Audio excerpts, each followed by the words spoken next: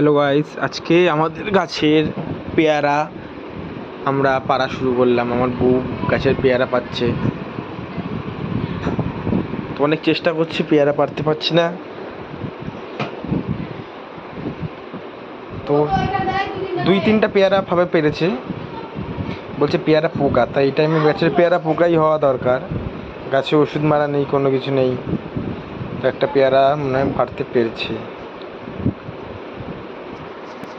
তো পেয়ারা পাড়া কমপ্লিট হয়নি, এখনও বাকি আছে। একটা ছোটো পেয়ারা দেখো আমাকে দিচ্ছে গাইস, পেয়ারাটা আমি খাবো, খেয়ে দেখবো।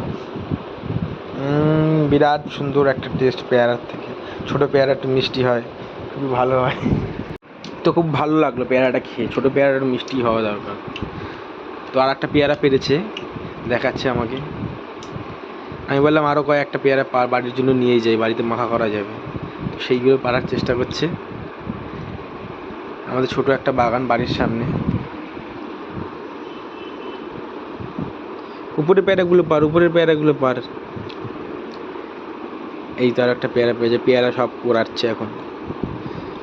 অনেকগুলো পেয়ারা পেরেছে গাইস।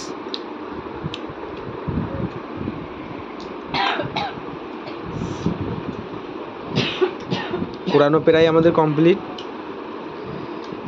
এখন পেয়ারা বলছে কম হয়েছে, তাও গুনে দেখো, গুনছে পেয়ারা কটা পেয়ারা পেরেছে।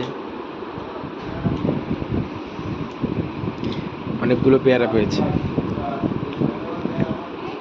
1টা 2টো 3টে 4টে 5টা 6টা 7টা পেয়ারা পেরেছে, 8টা। তো এখন কাটা কমপ্লিট, এরপরে মাখা হবে। পেয়ারা কাটতে পারছে না, ছোটো ছোটো পেয়ারা পেরে ফেলেছে, তো অনেক কষ আর এবি টাইট। পেয়ারা তো এখনো ডাসা হয়নি। তো দেখতে থাকুন বাকিটা।